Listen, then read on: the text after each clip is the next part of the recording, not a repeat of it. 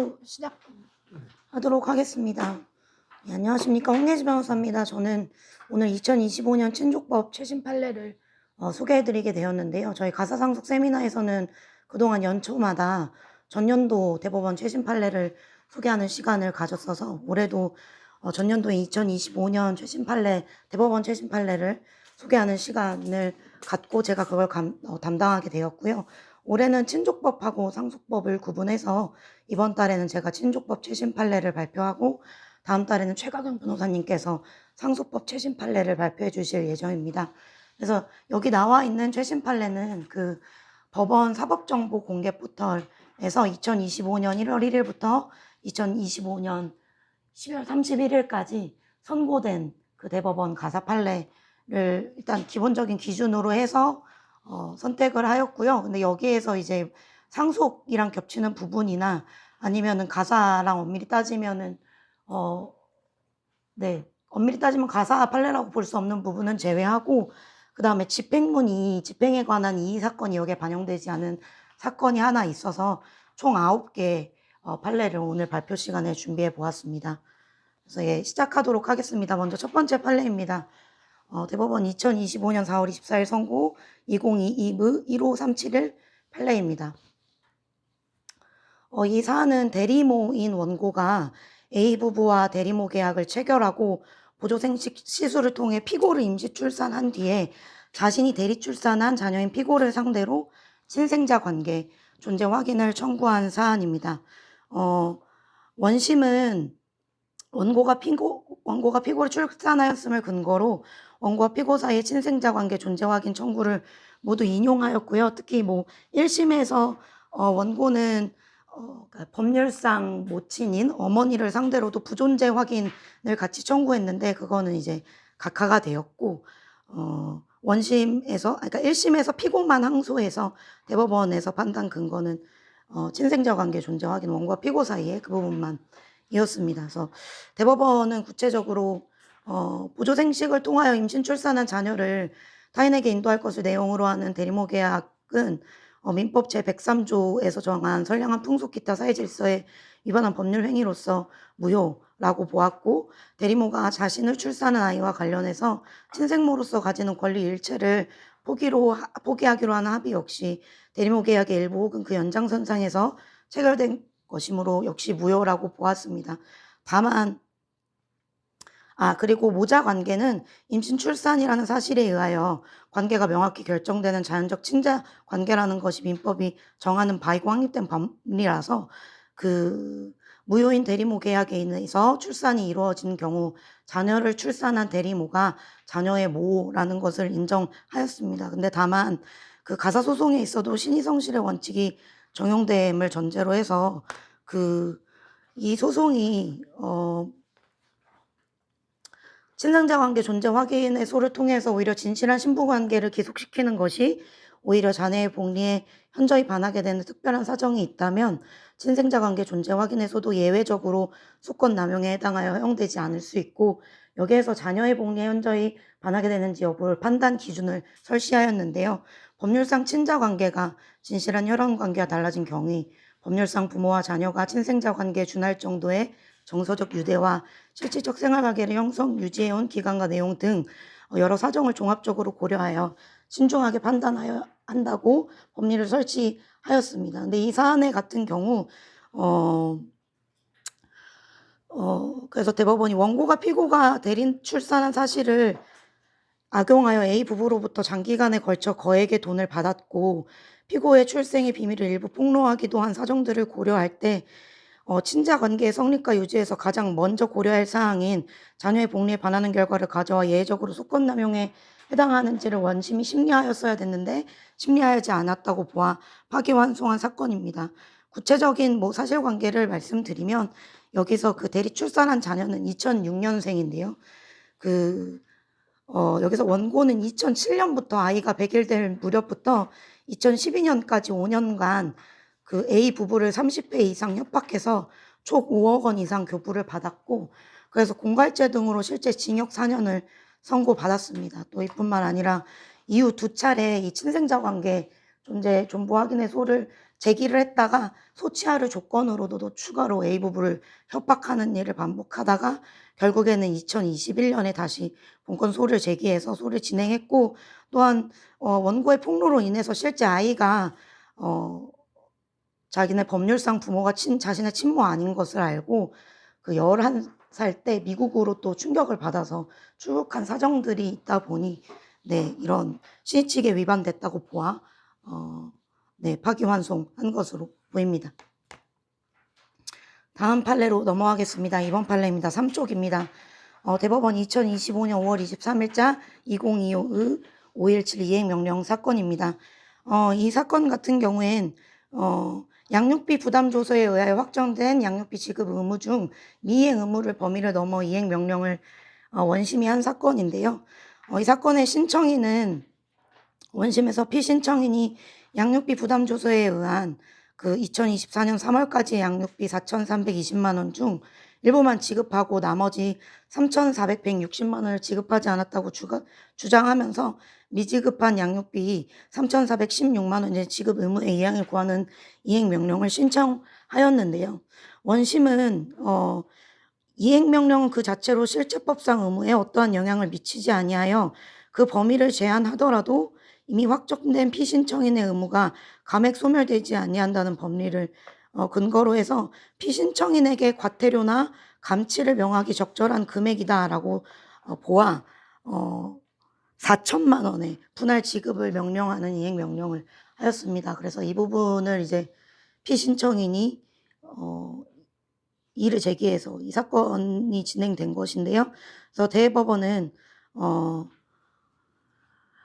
가사소송법 제64조에 규정된 이행명령은 권리존부에 확정하기 위한 절차가 아니라 이미 확정되어 있는 권리를 실현하기 위한 절차의 인부라는 점에서 민사집행법에 따른 강제집행과 다르지 아니함이 봄이 타당하고, 또 이제 그 이행명령으로 확정되어 있는 의무의 내용을 변경하거나 의무자에 대하여 새로운 의무를 창설할 수 있는 것은 아니어서 이행명령은 판결 등 그것에 의하여 확정된 의무 중 이행명령을 할 때까지 의무자가 이행하지 아니한 의무의 전부 또는 일부에 대하여만 이행명령은 할 수 있을 뿐이고, 이행하지 아니한 의무의 범위를 넘어서는 할 수 없다고 보아 원심을 파기환송하였습니다. 다음 판례입니다. 3번 판례로 넘어가겠습니다. 2025년 5월 26일 2025 그 514 집행에 관한 이 사건입니다. 이 사건은 유아 인도 집행에 관련 사건인데요. 이 사건 명칭 기준으로 피신청인이 신청인을 상대로 사건 본인이 원래 일상거소인 미국에 있었는데 한국으로 불법 탈취했다는 이유로 헤이그 아동탈취법 제12조 1항에 근거해서 유아 인도 반환 청구를 했고, 이 청구가 인용이 되었습니다. 그래서 그 이후에 집행관이 2022년 4월 21일 신청인의 주거지에서, 그리고 2023년 7월 10일 아동의 학교에서 인도 집행을 했으나 아동 의사에 반해서 불능이 되었습니다. 그러니까 이 불능이 되었던 이유는 그 4쪽에 보시면 원래 그 헤이그 아동탈취법에서는 별도의 집행제도를 마련하고 있지 않아서 종전에는 그 구유아 인도를 명하는 재판 집행의 절차에 따라 집행이 되어 와서 민사집행법 257조에 따라서 집행관은 채무자로부터 빼앗아 채권자에게 인도하여야 한다, 이런 방법으로 준용해서 진행해 왔고, 그 구유아 인도를 명하는 재판의 집행 절차에는 단서 부분에 유아가 의사 능력이 있는 경우에 유아가 거부할 때는 집행을 할 수 없다고 규정되어 있어서 그 최초 집행을 했을 때 불능이 되었습니다. 근데 그 이후에 2024년 4월 1일에 대법원에서 헤이그 국제아동탈취협약에 따른 아동반환 청구 사건의 집행에 관한 예규를 별도로 제정을 했고, 그 예규에서 민사집행법 257조를 똑같이 준용하고,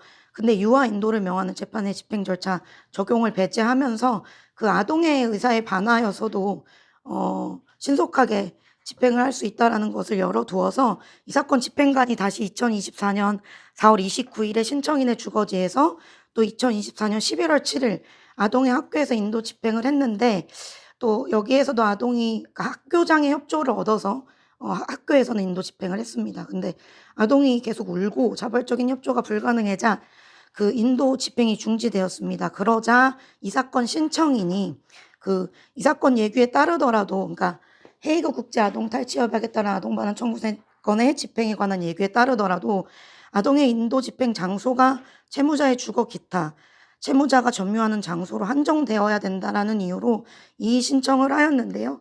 근데 이 사건 대법원은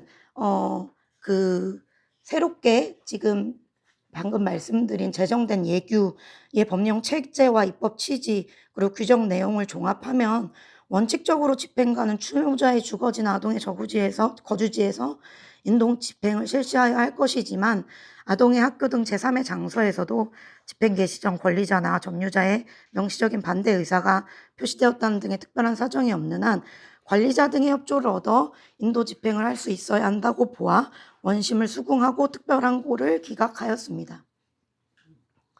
네, 다음으로 넘어가겠습니다. 4번 판례입니다.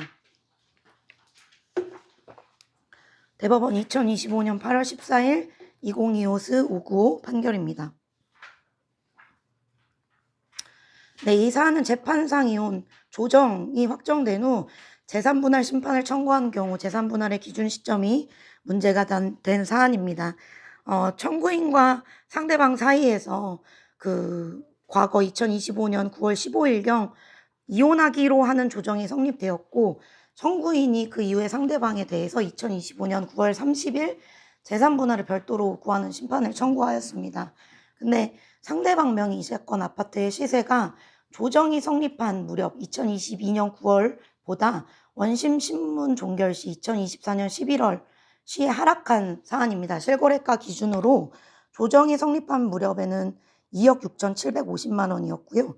원심 신문 종결 시에는 1억 9천만 원인 사안이었습니다. 그래서 이 사건 원심은 재산분할 기준 시점에 관한 기존 법리에 따라서 이혼 조정이 성립한 이후 이 사건 아파트에 발생한 외부적 후발적 사정인 가액 급락으로 인한 손해를 상대방에게만 귀속시키는 것은 재산분할 제도 취지에 따라서 목적에 부합하지 않는 결과를 초래할 수 있다라는 이유로 재산분할 대상 가액은 원칙적으로 이혼 조정 시 기준으로 정하였으나 이 사건 아파트 가액은 원심 신문 종결 무렵 시세로 보아 1억 9천으로 인정하였고 대법원도 원심을 수긍하여 재항고를 기각하였습니다. 다음으로 넘어가도록 하겠습니다. 5번 판례입니다. 대법원 2025년 9월 4일 선고 2025무 10730 사건입니다. 이 사건은 배우자가 일방적으로 당사자의 쌍방의 협력으로 이룩한 재산을 처분한 것이 민법 제840조 6호의 혼인을 계속하기 어려운 중대한 사유에 해당하는지가 문제된 사건이었는데요. 이 사건의 경우 원심의 판단과 대법원의 판단이 갈렸습니다. 구쪽을 보시면 구체적인 사실관계가 나와 있는데요. 이 사건의 같은 경우에 피고랑 원고는 일단 63년의 혼인 생활을 하였는데 피고가 배우자인 원고의 반대에도 불구하고 피고 단독 명의로 되어 있는 부부 공동 재산을 현재 생존하는 5명의 자녀 중 장남에게만 연속하여 증여하였습니다. 그래서 이때 재산이 부부 공동 재산 중에 이제 중요한 재산들이었고 수용 보상금이랑 이제 토지 5필지의 부동산이었는데요. 이 부분에 대해서 원고는 지속적으로 반대 의사를 표시하였다고 합니다. 근데 그럼에도 계속 피고가 자기 명의로 되어 있다는 이유로 장남에게 이걸 연속으로 증여하니까 원고는 이거를 이유로 2022년 6월에 가출을 했고 그리고 가출하고 나서 2022년 8월에 소를 제기를 했습니다. 그래서 소 제기 당시 주장한 재판상 이혼 사유는 심의 부당한 대우 3호 사유와 6호 이 혼인을 계속하기 어려운 중대한 사유가 있을 때 사유를 주장하였는데요.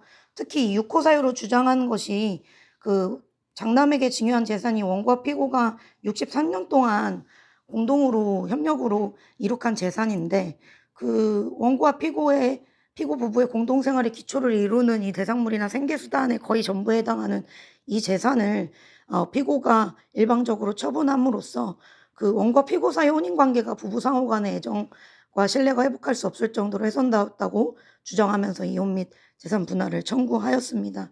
1심과 원심 모두 그 재산 처분 관련 갈등은 원고와 피고의 이혼이 아닌 다른 방법에 의해서 해소되어야 하는 것이고, 이걸 가지고 원고와 피고의 혼인관계가 파탄되었다고, 그리고 이것 때문에 쌍방, 그러니까 원고에게 참을 수 없는 고통을 주었다고 볼 수 없다고 보아서 육호사유에 해당하지 않는다고 보았고, 특히 사모는 이제 증거가 없다고 봐서 그 원고 청구를 계속 기각하였는데요. 대법원은 이 원심 판결이 부당하다고 보아 파기환송하였습니다. 그 이유는 피고의 재산 처분 행위는 혼인생활 중 부양협조 의무 등을 통하여 공동으로 이룩한 재산의 주요 부분을 정당한 이유 없이 배우자인 원고와 협의나 그의 동의 없이 일방적으로 처분해서 부부 공동생활의 경제 기반을 형해화하거나 위태롭게 한 행위에 해당하고, 이로 인해서 원고와 피고 사이의 혼인관계는 부부 상호 간의 애정, 신뢰가 회복할 수 없을 정도로 훼손되었고, 혼인 생활을 계속 강제하는 것이 원고에게 참을 수 없는 고통이 된다고 보기에 충분하다고 보아 파기환송하였습니다. 파기환송심도 선고된 것으로 확인되었는데요. 판결문은 입수하지 못했고 확정 여부도 아직 확인되지 않았습니다. 그래서 이 판결의 의의 같은 경우에는 배우자 일방의 공동재산 처분을 단순한 그 재산 문제로 보지 않고 혼인 지속 가능성을 좌우할 수 있는 문제로 보아 그 상대방 배우자의 생활 기반을 일방적으로 무너뜨린 행위로 평가한 것으로 보입니다. 그리고 혼인 본질이 정서적 유대뿐만 아니라 경제적 신뢰와 협력에 기초하고 있고, 부양 협조 의무와 혼인 생활에 있어 중요한 요소라는 점을 다시 한번 명확한 판결로 보입니다. 그래서 실무적으로 이제 이 판례로 인해서 배우자 재산 처분은 원래는 이제 독립적 이유 사유보다는 주로 재산 분할 기여도 판단 시 고려되었는데, 일방전 재산 처분 행위 자체를 이혼 청구의 직접적인 사유로 주장 가능해진 것으로 보이고, 다만 그러기 위해서는 이 부부 공동 재산이 공동으로 형성되었다는 점, 또 전체 재산 중 처분된 재산의 비중이 크다는 점, 그리고 일방의 반대에도 불구하고 다른 타방이 일방적으로 이 재산을 처분하였다는 점, 그리고 이로 인해서 혼인 파탄의 인과관계를 입증하여야 할 것으로 보입니다. 다음으로 넘어가겠습니다. 6번 판례입니다. 2025년 9월 11일 선고 2023의 11758 판례입니다. 혼외자가 비양육친인 친부에게 인지 청구와 함께 과거의 부양료를 청구한 사건입니다. 11쪽에 보시면 이 사건의 구체적인 사실관계가 기재되어 있습니다. 이 사건의 경우 과거 미성년 혼외자의 양육친인 생모가 그 비양육친인 생부에 대해서 양육비 포기 의사를 표시하였습니다. 과거 생모가 생부를 상대로 한 합의금 청구 소송을 제기를 했었는데요. 여기에서 이제 민사 조정이 성립이 되었고, 이 민사 조정 항목 중에 부재소 합의하고 양육비 포기 항목이 이제 포함이 되어 있었습니다. 근데 이후 성년에 도달한 그 혼외자가 직접 생부를 상대로 자신에 대한 인지와 함께 과거 부양료의 지급을 청구한 사안입니다. 그래서 이 사건 원심은 부모 한쪽의 양육비 청구권의 포기나 부모 사이의 그와 같은 약정이 미성년 자녀의 고유의 부양료 청구권 행사를 방해하지 않고, 그리고 이 사안의 경우 그 과거 부양료 청구가 가능한 특별한 사정이 있다고 인정을 하고, 또 원고의 청구가 친위성실의 원칙에 위반된다고도 보기 어렵다고 판단해서 그 생부가 성인이 된 그 친자에 대해서 지급해야 될 과거 부양료 액수를 7천만 원으로 정했습니다. 그래서 대법원은 이 원심을 수긍해서 그 상고를 기각하였는데요. 그 주요 이제 그 설시 부분 중에 이유는 당사자 일단 협의 또는 가정법원 심판에 의하여 구체적인 청구권의 내용과 범위를 확정되기 전이거나 확정된 이유라도 그 이행기가 도래하기 전이라면 장래 양육비 채권을 포기하기라고 하는 약정을 하였더라도 특별한 사정이 없는 한 자녀의 복리에 반하여 그 포기의 효력이 자녀에게 미친다고 볼 수도 없고, 그리고 자녀 양육 의무는 친자관계의 본질로부터 발생하는 의무로서 특별한 사정이 없는 한 자녀의 출생과 동시에 발생하고, 그리고 민법 840조에 따라서 그 인지 판결 같은 경우는 소급표가 인정이 되기 때문에 그 인지 판결 확정으로 인해서 과거 양육비에 대해서도 인지 판결 확정 전에 발생한 과거 양육비에 대해서도 그 상대방이 양육자가 비용의 상황을 청구할 수 있다고 판시한 과거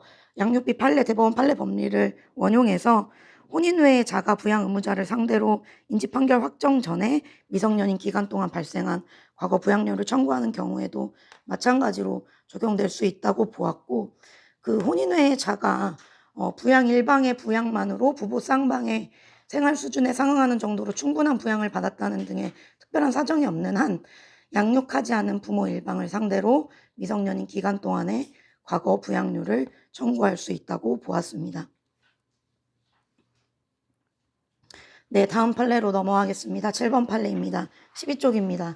대법원 2025년 9월 11일 선고 2023-149338 판결입니다. 이 사안의 경우 부정행위의 피해자가 배우자로부터 위자료 합의금을 지급받은 상태에서 상간자에게 별도로 위자료 지급을 청구한 사건입니다. 이 사안의 경우 그 원고가, 그러니까 부정행위의 피해자가 1심에서 원래 그 A, 그러니까 배우자인 A를 상대로 이혼을, A와 피고를 상대로 그 위자료 5천만 원과 이에 대한 지연 손해금의 공동 지급을 같이 구하였다가 1심에서 배우자와는 그 조정이 화해 공고 결정이 성립돼서 위자료 2천만 원 지연 손해금을 받기로 하고, 그래서 실제로 배우자로부터 위자료를 변제받았습니다. 그 이후에 원고가 1심에서 피고를 상대로 이제 청구 취지를 감축을 해서 위자료 2천만 원 그리고 지연 손해금의 지급만을 구하는 것으로 그 청구 취지 및 청구 원인을 변경하였는데요. 그래서 이제 1심에서 그대로 원용이 되었고, 피고가 항소를 제기하였는데, 그 원심에서는 피고의 위자료 책임 부담 범위를 2천만 원이 아니라 4천만 원으로 인정을 하면서 부진정 연대 채무를 A와 함께 부담하나 A가 그중 2천만 원을 변제함에 따라 피고의 채무액도 그만큼 소멸해서 피고는 원고에게 나머지 2천만 원 및 이에 대한 지연 손해금을 지급할 의무가 있다고 판단하였습니다. 그러자 이제 피고가 처분권주의에 위배된다고 하면서 상고를 제기한 사건인데, 원심은 기존의 대법원 판례를 이제 원용해서 손해배상 청구 소송에서 법원이 청구 기초가 되는 손해액, 즉 이 사안의 경우 4천만 원을 원고의 청구 금액보다 많은 금액으로 인정하였다고 하더라도 여기서 원고의 청구 금액은 2천만 원입니다. 청구 금액을 초과하여 지급을 명하지 않는 이상 처분권주의에 위배되지 아니한다고 인정하였습니다. 네, 다음으로 넘어가겠습니다. 8번 판례입니다. 대법원 2025년 10월 16일 선고 2023-1366 본소, 2023-13676 반소 사건입니다. 이 사건 같은 경우에 SK 사건이고요. 작년 말에 현병희 센터장님께서 상세히 판례 평석을 해주신 바가 있습니다. 그래서 이 사건 같은 경우에는 그냥 간단히 말씀드리면, 네, 원심에서는 이제 피고 부친, 그러니까 노소영 씨 부친의 금전 지원을 피고의 그여로 인정하고, 그리고 최태원 씨가 제3자에게 증여 등으로 처분한 재산을 원고가 보유한 것으로 추정하여 분할 대상에 포함하였는데, 대법원은 이제 민법 제 746조 불법 원인급여 반환 청구 법리에 따라서 그 피고 부친이 지원한 돈은 결국에는 그 행위는 법적 보호 가치가 없는 선량한 풍속 그 밖의 사회 질서에 반하는 행위이기 때문에 이거를 재산분할해서 피고의 기여 내용으로 참작하여서는 안 되고, 그리고 원고의 각 재산, 여기서 문제가 되는 재산은 그 원고의 특정 어떤 재단, 그리고 학술원, 친인척 등에게 증여한 주식과 그 동생에게 준 증여금, 또 증여세 대납금, 또 급여 업무 추진비 반납액이었습니다. 근데 이 부분이 부부 공동재산의 유지 또는 가치 증가를 위한 것으로 볼 여지가 있다고 보아서 원고가 처분하여 보유하고 있지 아니한 재산을 분할 대상 재산에 포함할 수 없다고 보아 이 부분 파기환송하였고, 반소 위자료 청구에 관한 피고의 상고는 기각하였고 그대로 확정하였습니다. 네, 마지막 9번째 판결입니다. 2025년 12월 24일 2025스 724 판결입니다. 소송 비용액 확정에 대한 판결인데요. 이 사건 같은 경우에는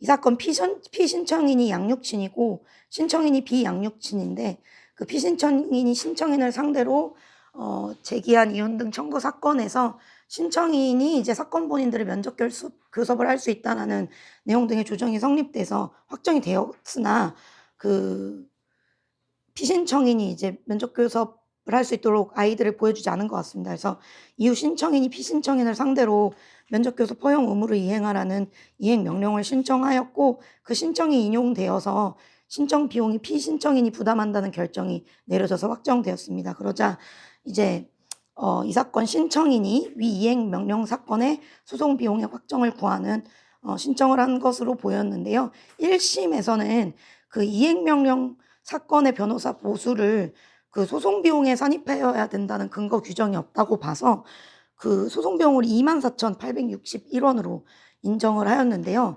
이 사건 원심에서는 그 민사조정법 그러니까 특정 사안 유형에 관하여 법적 규율이 없는 경우에는 그와 유사한 사안 유형에 관한 법규범을 유추 적용함으로써 법률의 은결을 보충할 수 있고 그 법리를 이제 이용해서 민사조정법, 민사조정규칙 관련해서도 민사소송법 규칙이 유추 적용돼서 그 민사조정 절차 관련 변호사 비용이 소송 비용에 산입된다고 인정한 대법원 판례들을 이제 근거로 제시해서 이 사건 이행명령 사건 변호사 보수를 소송 비용에 산입해서 확정을 했고 그래서 그 결과 362만 4,861원으로 인정했습니다.